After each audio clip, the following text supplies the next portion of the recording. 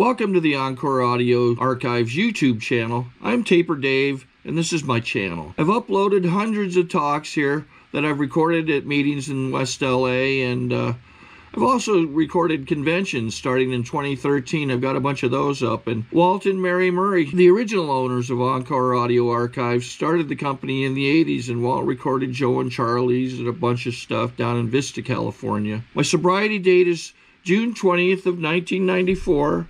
I hope you find something you like, so please like and subscribe to my channel and comment down below. If you want to hear something that I don't have or that you don't see, I'll see that I get it. Anyways, take care and have a great day if you want to. Hi, my name is Sheryl and I'm an alcoholic. Thank you, Joey, for asking me to speak. It really is an honor to be asked to speak at this meeting. And I'm really grateful that I'm an alcoholic. I didn't really know about Alcoholics Anonymous until about 2 years ago.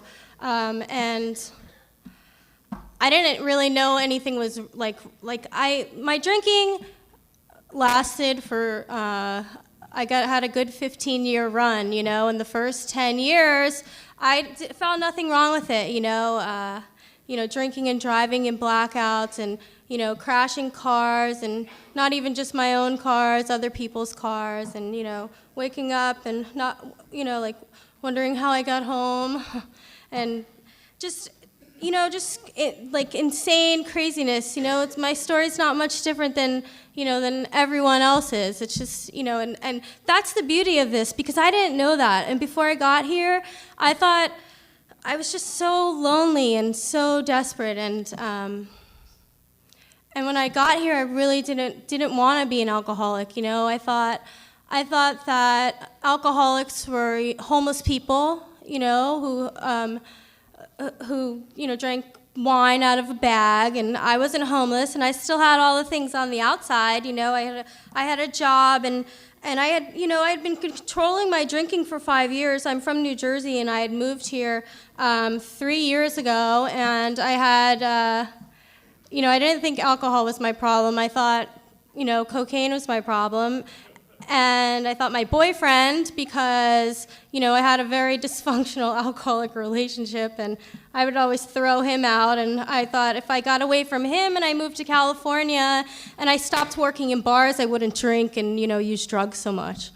So I came here, and I controlled it for a year, I didn't do any drugs for a year. I drank, but I would watch what I drank. I didn't really black out too much because I was controlling everything. I stopped working in bars. I got a job in a corporate office, and I started moving up the corporate ladder fairly quickly.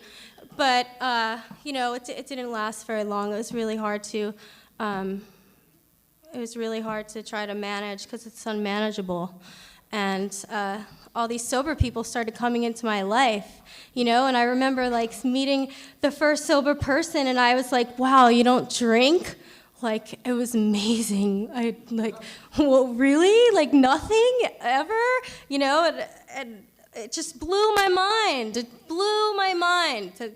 These people didn't drink, and because at the end I was so desperate, I couldn't do anything. I joined a dodgeball team, and I'd bring the water bottle filled with vodka, and I'd have to drink, and then I didn't like what somebody would say, and I'd smack you in the face. It just out of control. Insanity.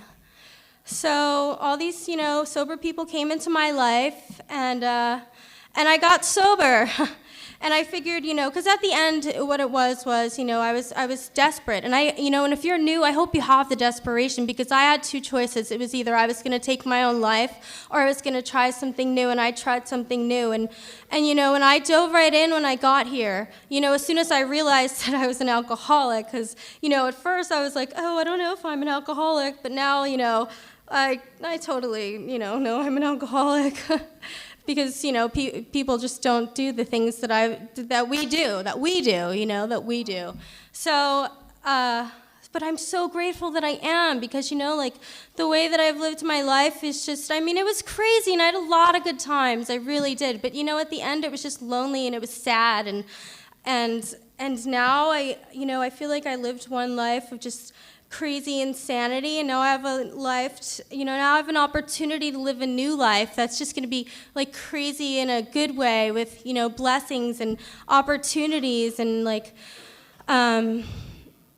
I'll leave you with this because, I don't really have that much more time. But, towards the end of my drinking, I remember looking in the mirror and, looking at my eyes, and I really felt like the light was like almost out, and it was terrifying. It was so sad.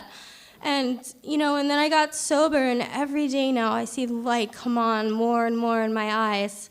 And I see it in you guys, I see that light, and it's beautiful. It's absolutely beautiful. So, if you're new, I hope you get that sparkle in your eye. And, just keep coming back. So, thanks for letting me share.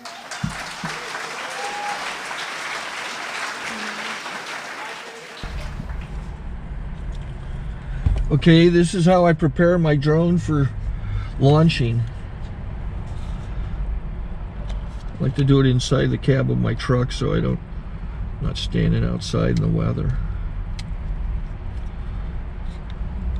To install the joysticks for control, up and down, right and left, powered on.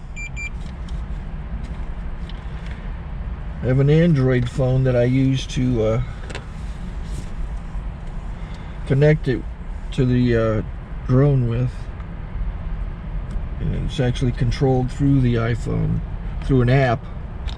Oops, wrong way.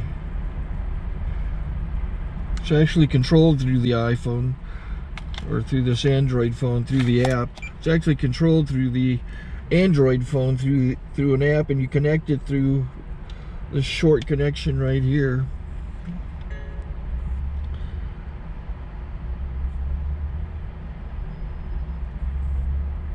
Remote control connected. Remote control's connected. So I pull out the drone. I have to extend the legs. Long legs extended first, then the short legs. Remove the gimbal protector. Set that aside, then power it on one short burst and one long burst. I lay it down. So I have to go to calibrate. So the drone's not connected yet. It shows you here as this drone gets disconnected, even though the remote's powered on. So the drone has to establish it's connected. So I go into the app to calibration mode. First I'll calibrate the remote controller. Start calibration. Out, in, out, in, up, down, and then this little wheel is to control the gimbal. So it's calibrated. Go to gimbal calibration, start calibration, and then it calibrates the gimbal. I don't know if that shows up. The gimbal's moving all over the place. Changes, you can see it on the video.